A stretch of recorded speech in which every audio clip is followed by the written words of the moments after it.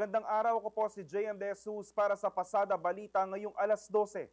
Binisita ni PNP Chief Police General Nicolas Torre III ang Bulacan Provincial Police Office para sa command visit at turnover ng mga kagamitan itong Miyerkules, ika-6 ng Agosto sa Cap Alejo Santos, Malolos City. Dinuluhan ng seremonya ng mga opisyal mula sa Police Regional Office 3, Bulacan Police Provincial Office, mga kinatawan ng LGU at iba pang stakeholders.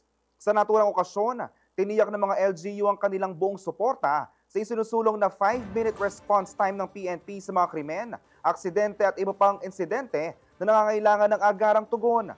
Itinurn over ni Governor Daniel R. Fernando sa pamunuan ng PNP ang mga mahalagang kagamitan para sa mga programa ng kapulisan.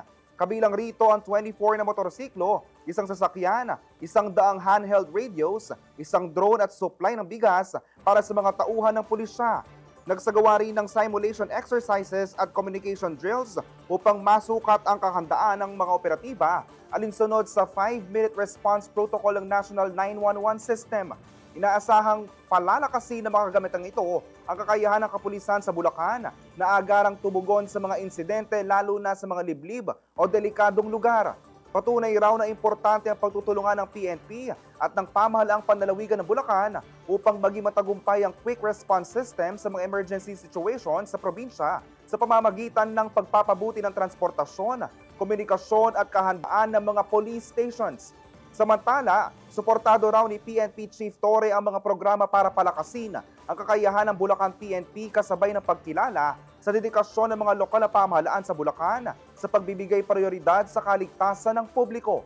Pinuri din ni Hepe ng PNP ang mga pinarangalang tauhan mula sa Bulacan Police Provincial Office dahil sa kanilang natatanging serbisyo at hinihikayat ang buong hanay na patatilihin ang profesionalismo, disiplina at integridad sa pagtupad sa kanilang sinumpaang tungkulin.